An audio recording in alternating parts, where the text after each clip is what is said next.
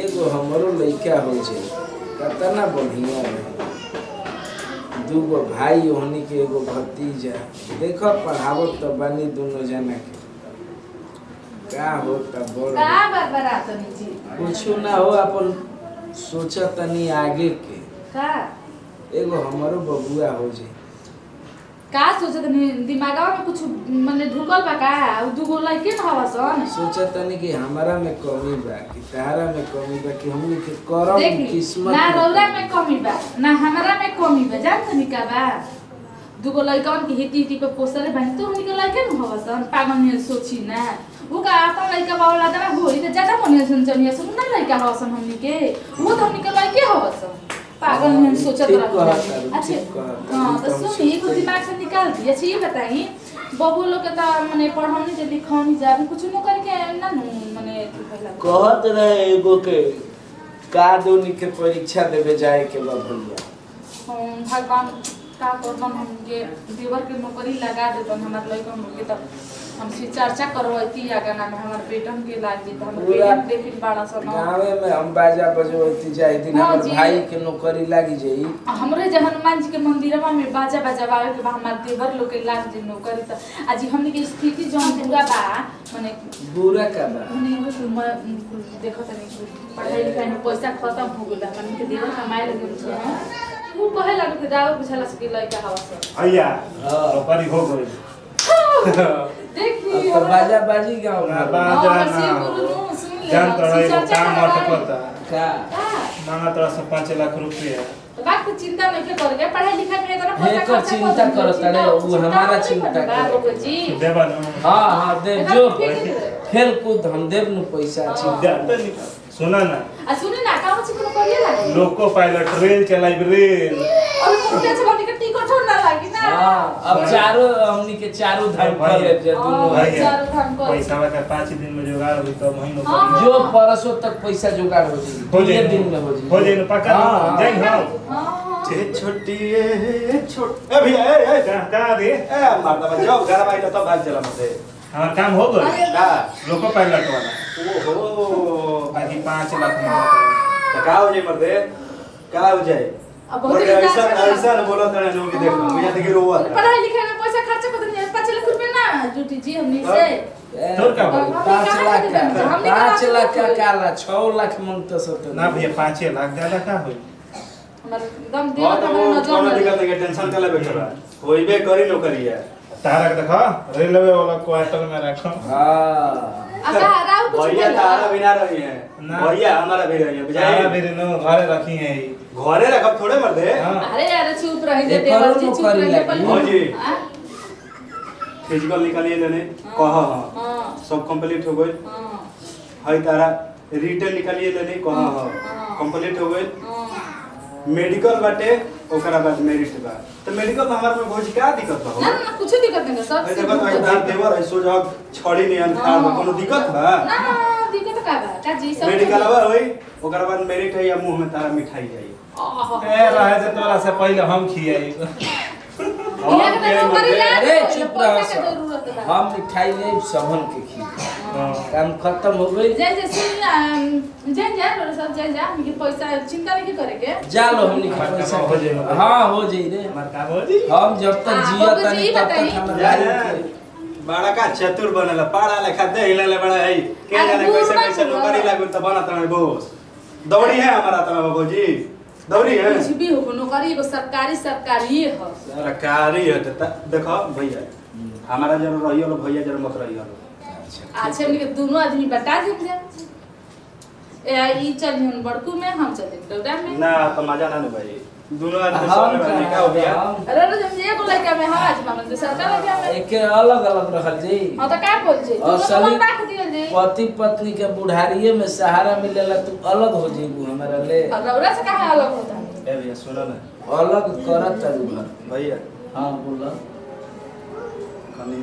500 रुपया दो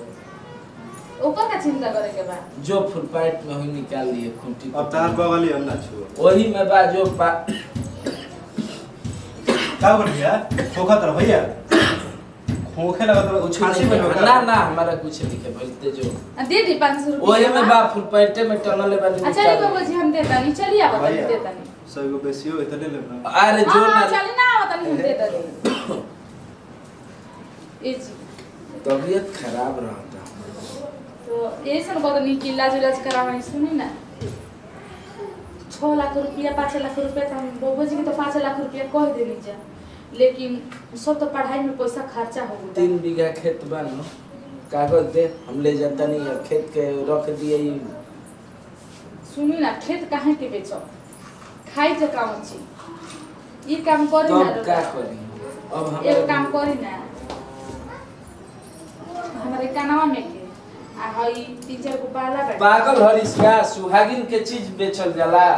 आ देवर को मोहन सन तो पूरा गहना से लाद दिया सन देखी ना कितना माने लसन और औरो की इज्जत कर लसन हमरो की इज्जत करे लसन सुनी ना कोई चीज हे तो सुहाग भाग के चीज है ना सुन ली चिंता मत करियो हेडा को नेरे को ले आ एगो कभी नौकरी लागी हूं तो देखल जाई बात ली खाली तो 1 लाख के इहे बाटे धरी हम अपना होनी के 1 लाख के ई बाटे बड़ी शौक से हमर सास के सिकड़ी तुरवा के ई बनवइले रहते मिला के दे दी ई रखी हौली ले देता नहीं नो हमारे जी जेब 5 में लाख अरे 5 लाख अभी रुकी ना जोड़ावा तनी का देवे के बा रोरा बुरबा को बेकार में रोरा सोची ना ले जाई अब उन लोग के जानकारी ना होके के चाहिए बबुआ लोग के हम ही यार रोरा ई बात जानब जा के हमनी के ई नौकरी में पैसा लेनी है जा जानकारी हो जेनु तो बड़ी बोली हम सन हमनी के अली देखी वो तो 1 लाख के होई रोडा 3 लाख के तो होइयो 3 भर बाटे 3 कितना 4 लाख के ही हो कैसी हो सोना जाता नहीं कैसे बा 55,000 भरी बाटे अब जोड़ की कितना हो ठीक बा बाद में देखो जाई मंगलसूत्र ठीक बनो जाई देखे जाई रोना सुना दी इहे कहाला मेहरारू के माया मेहरारू के लोग ही पगली जानत है कि इहे हो जी 5 लाख ना होई रे पागल अच्छा जा तनी देखो तनी आपनो हम बेचते भाई हमार जब रेलवे में बनी तो चारों धाम कराई भैया के रेल में घूमम जा हमने का सोचो तन कुछ सोचो तो इनका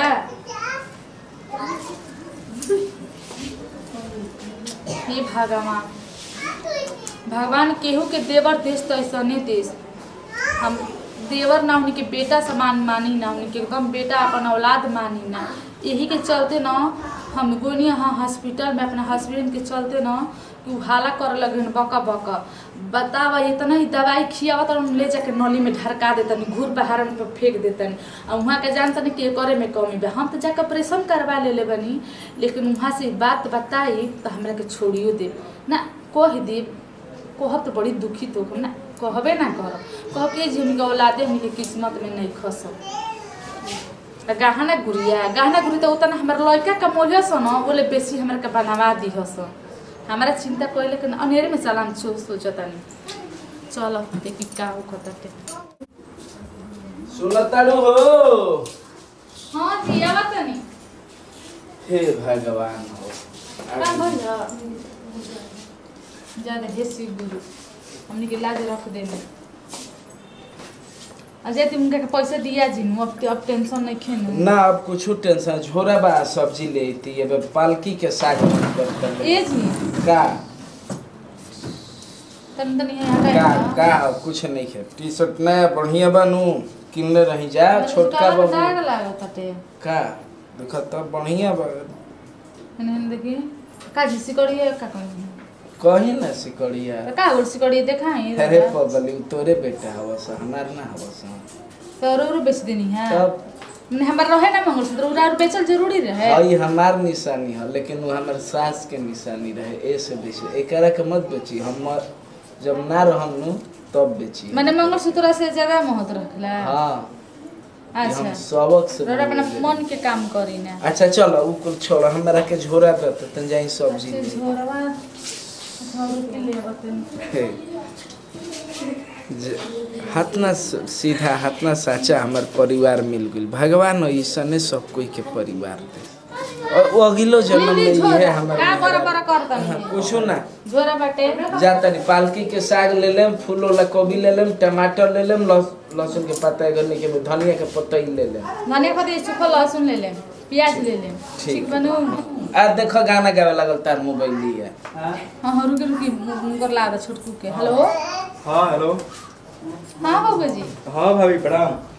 हां खुश रही अरे अभी 2 दिन ले घरे नहीं खियावत अरे ठीक बाड़ू दाइल पे गोइल मेडिकलवा में बा नो बहाली में गइल बता मेडिकलवा में आइबे ना। अच्छा का बोला कुछ रिपोर्ट निकलल ह हां भाभी कुछ तनी प्रॉब्लम बाटे तनी दो ना भैया के फोनवा का तनी काम बाटे अंत दो ना। हमारे से बताई अरे ना दे ना हमारा ले काम बताई ना तू बोलले बड़ू हेलो हां भैया बोल रहा था खुश रह का हो बोलने भैया कि मेडिकल भइलाटे और थोड़ा डॉक्टर बोलतला कान में छेद बता रेफर करता हूँ तो कुछ पैसा चाहतला एक आदमी बोला कि 3 लाख रुपया रही 4 लाख तो हो जाए मेरिट तक पूरा ले लियन ठीक है वो 3-4 लाख रुपया नो हाँ भैया हाँ हो जाई एकर चिंता मत करो तू उनका के आदमी से कह दो तो कितना भैया दिन के टाइम देले बने भैया बस 2 दिन के समय बाटे जब दे देता ना तब फिर 2 हो जाए दिन? ना तो फिर आवे के परी घर नौकरियो ना होई 2 दिन में हाँ अच्छा हो जाई कौन सी दो हम दिन ना में पे हो भैया नौकरी अकाउंट लागू नंबर का? भेज दो हाँ छोटको बबुआ के नौकरी हेलो। लगी। नौकरी हाँ बताओ भगवान भैया, हेलो। लौटावेला नु। हाँ हेलो बोलिए कि अकाउंट में भेज दो कोई ले जाके बैंक ले ट्रांसफर करा दो तो ठीक बा जा तनी शंभू बाणे जौन हमनी के जमींदार गाँव में बाणे हम उनके के लइका से जा तनी उहे नु घरी कंप्यूटर चलावेलन तो उनके से डलवा हाँ दे तो तनी ट्रांसफर करवा दो भैया जल्दी कहता ना 3 लाख रुपया की 4 लाख 4 लाख भैया करा दो 4 लाख ठीक भैया गोल लगा तनी जल्दी करा खुश रह भाई खुश रह अजी वहाँ के का? लागल ह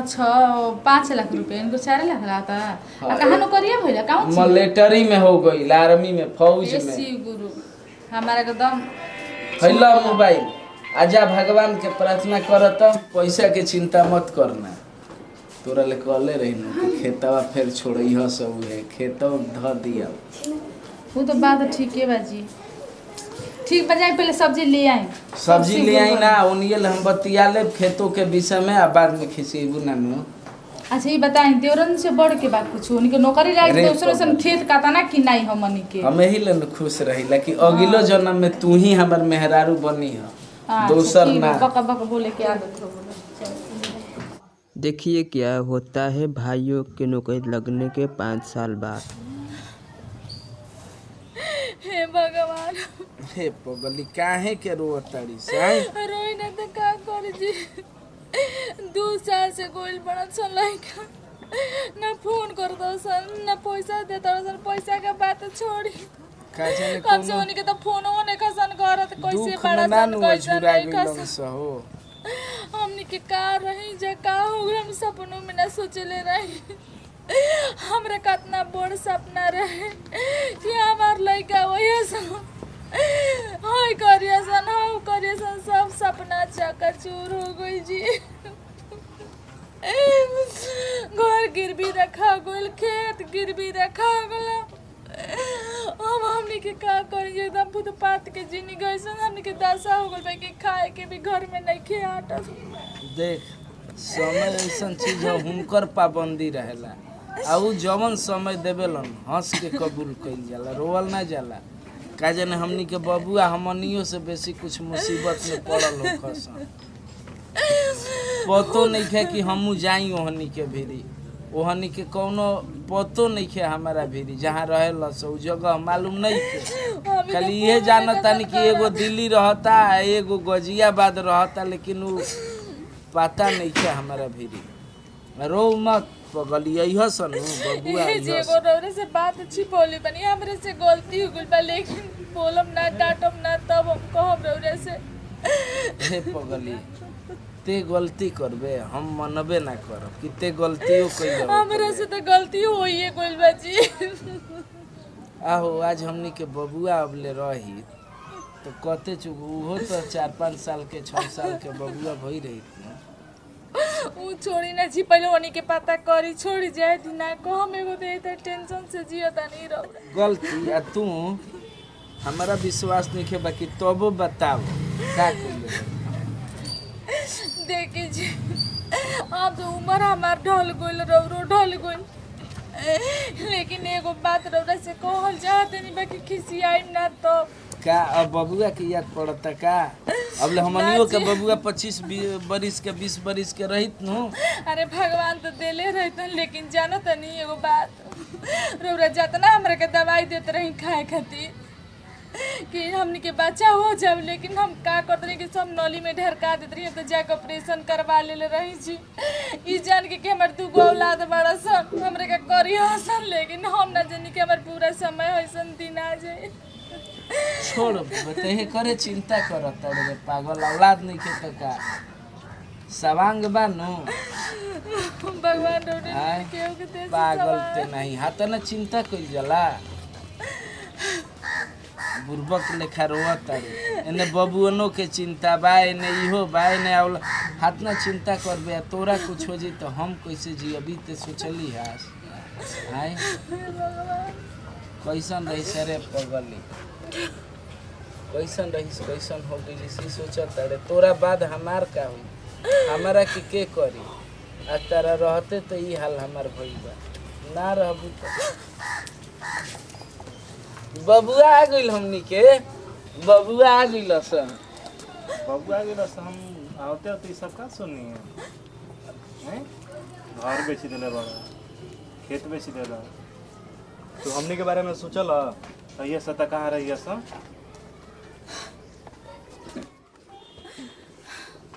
अच्छा ये बताई जे हमारा में ऐसा कौन सा कमी रहे पहले चुप रहा हमारा क्या बोल रहे दो करा बात तू बोली है चला घर पे आवत है तो कुत्ता लेखा डांट के भगावत हो ए हेलो कौन बैठल रहला दीवारी पे घर पे के बैठल केकरा के घर देले बड़ा केकरा के बेचले बड़ा आन गांव के हणे एगो मठिला के बाबू साहब उनके के बेच मठिला के बाबू साहब हमनी से बोलेला पूछ अब का पूछे के बा पूछ गांव में तो इज्जत ना रहल एंट्री मारते मारते हम साला हम फोन कइला पर तोहनी पर लागत रहे रे फोन फोन हां कैसन फोन जो नंबर देले रहस जो नंबर देले रहस नंबर पर लागत रहे फोन सारा का नंबर कि कौनो सलाह ली राय ली ई देखत रह जा कि गांव में भाई कैसे बा एगो भाइयो भौजाई बा। अच्छा तो तू हमारा से ई काहे ना बतैला कि हम खेत बेच देनी घर बेच देनी साला होते होते हमारे गांव में इज्जत ना रहल साला हम इतना पैसा कमाए वाला आदमी ऐसन बोलला सा भैया ऐसन बोलला सा दुआरी पर बैठ के कि खून खोल गइला देही के जान लो साफ है तेरे घींच के फेंकत है तेरे दिमागे गरम हो गइला अरे पागल जे घर के तो हम बनैले रही जब वो घर के हम त्यागनी तो मृत्यु से हमर कम ना बुझे लेकिन हमारा अफसोस नहीं के खेत बेचला के घर बेचला के मेहरारू के गहना बेचला के अपन सिकड़ी जौन शौक से बनैले रही सास देले रही ओकरा बेचला के हमारा अफसोस नहीं। अरे समझा यार इसको समझा रे ऐसे कि जुआ दारू खाती हम नहीं खी बेचले तू ही लोग के नौकरी खाती बेचले बानी नौकरी करे खाती कि हमार बबुआ नौकरी करी लो कोनो हम जुआ खेले में नहीं खी बेचले शराब पिए में नहीं खी बेचले तार भौजाई के कुल गहना तक के हो गइल बा जानो तारल आज एगो हकीकत आज बतैली है हमारा के चुप रही न त कहीं कुल बात अपन जवन औरत ना चाहेली सो तवन ही करवा लेली ऑपरेशन करवा लेली तू ही लोग के चलते। हाँ खराब बानी जा हमनी के भाई रे हमनी के तो खराब बानी जा अरे खराब तो बोलले बानी जा हमनी हरदम रहब जा बबुआ लेकिन खराब के हमारा अफसोस नहीं है कि हम खराब बानी। चुप रह जी हमरा के मेरा बोले दी खोल के बोले दी अपना औलाद से बा बबुआ बा कहा तो लोग अच्छा सिला देला जम्मा के एगो जब से गोला जा नौकरी पे तब से एगो माई भी फोन ना कइला जा कि हमार माई कैसन बिया ना बुझल जा ना कबो तो लोग समाचार कुछ पूछला जा बा बेटा बा का तो लोग सिला देला जा माई के एगो आज पूछत जा कि घर खेत सुन ल जा बबुआ यहाँ के का बताई भैया के मारे खातिर कितना लोग भैया मरे से बचल बा हमार सुहाग उजड़े से बचल बा बबुआ उजड़े से बचल बा ऐसे कि घर दुआर सब गिरवी रख ले बहन जानो तब जा काहे खातिर तोहरे के पढ़ावे लिखावे में पूरा पैसा खर्चा हो गए रहे ऐसे तो लोग के ना हमनी के अपन दुख बतावनी जा कि तो लोग के अभी पढ़े लिखे के उम्र बा नौकरी के बाद तो लोग के काहे के टेंशन दी। ऐसे हम अपन चुपे गाना गुड़िया बेच देनी। खुद रोगी रहते हुए हम ना दवाई अपन करेनी हरदम चुप रही जी। हमारे के तरफ बेटन से खोल के बात करे थी। तू लोग चुप रह जा। यहाँ तक से कि घर काहे गिरवी रखले बंजन पूछा तारा नो बबुआ तो सुन ला। सुदिया के सूद कितना हो गए जानो तोरा जा 50 लाख रुपया हो गए बेटा 50 लाख। तार भैया के मुआवे से उठाव नहीं खसा रखले हमनी के पास रही काल गए रहे जहाँ तक से सलाह करे के रहे तो तो लग मेरे फोन लगावते हमनी के दूर आदमी थक गई नहीं जा ना पता बा कौन ऐसे दिल्ली जाए वाला आदमी लड़का ना हुई है कौन दिल्ली जाए वाला ना हुई है कि हम कहत रही हमर बबुआ बेटे तब जहाँ तक से आज कान खुल के सुन ला जा तो लोग के दोनों जने के मुंह देख के अपन जियते जिंदगी कोख मार देनी बेटा मार देनी। तो लोग क्या बुझे बजा तो लोग क्या बुझे बजा माई के को दर्द का होला बेटा। ठीक बा बेटा माई को अपना बेटा खातिर बुरा नहीं के सोच सकत बेटा। एगो माई कभी नहीं के सोच सकत। हमरा चला जा बबुआ हमर मड़ई बाटे हम हमनी के ये बनाई के हम बेटा फिर घर हम बनाई हमर भाई आ गइल सनु तो हम घर बनाई। अब तू एजा ना रहब भौजी हम तो माफी के लायक नहीं की कहे से कि इतना हम पाप कइले बानी हमारा पता ना रहे कि हमार तू माई अड़ू हम कभी माई के नजर से ना देखने लेकिन माई माफ कर दे हमारा के माई एगो माई तो लोग के माफ कर देले बिया बेटा। ऐसन बात नहीं के बुरा तो लोग सोचला जा बहुत भूल हमनी के बुरा नहीं की जा सोचा था। आज भी हमार जोन मड़ई टाटी बा चलो लोग घरे चलो लोग जोन बनैले मैंने तुमने खिया नहीं तुम लोग के चलो बेटा चलो। पहले लेके दाल भात तरकारी तो ना मिली रे भाई लेकिन चलो से चोखा भात जरूर मिली जैसे कि तोहनी के अभी भाई जियता।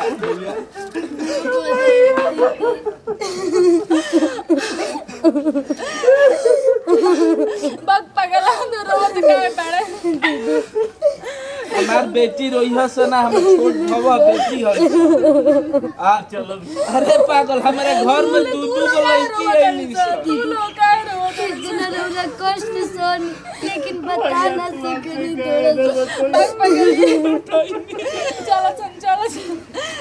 घर चलो चले जी भैया लोग तो रउआ लोग बताई भाई आखिर समझ गइल से एगो भाई के मजबूरी। भोजपुरिया जवान के पूरा टीम बा ये एगो संदेश वीडियो रहला वीडियो देख के ही रउआ लोग संदेश समझ जे कि संदेश का बा। हमने के वीडियो अच्छा लगे जरूर सब लाइक सब्सक्राइब जरूर करब जा और कमेंट में नीचे बताइब जा कि हमने की वीडियो कैसन लागला पूरा टीम के। जी भैया और बड़ भौजाई अपन महतारी समान होली और बड़ भाई बाप समान होले तो कभी भी लाइफ में अपना बड़ भाई के और बड़ भौजाई के मत भुलाइब जाए काहे से कि ई देखनी है कि हमनी के फिलहाल स्थिति हमार माई बाबू नइखन भैया लेकिन हमारा के पोसे वाला हमार भैया और भाभी जो कि माई समान हमार बाड़ी और माई के दर्जा देके हमार बेटा के दर्जा देके हमारा के पोसली लेकिन हम नमक हराम निकलने और आप सबसे हाथ जोड़ के विनती बाटे कि आप सब ऐसे मत करल जाए। हमनी के वीडियो यही खातिर बनैनी है जा ताकि रउआ सबके पास संदेश पहुँचे। जी ये के साथ हमनी के वीडियो अच्छा लगा ताटे तो आप सबके प्यारा चैनल बा भोजपुरिया जवान ओके दिल से सब्सक्राइब करी और वीडियो के ज़्यादा से ज़्यादा शेयर करी और दीपू जी कमेंट करके बताएं कि वीडियो कैसन लागल है। चैनल के सब्सक्राइब करी बेल आइकन घंटी दबाएं अगर जे अच्छा लागल होखे तो जरूर शेयर करब जी और यही के साथ हमनी के लास्ट में बोली ले जा जय भोजपुरी समाज।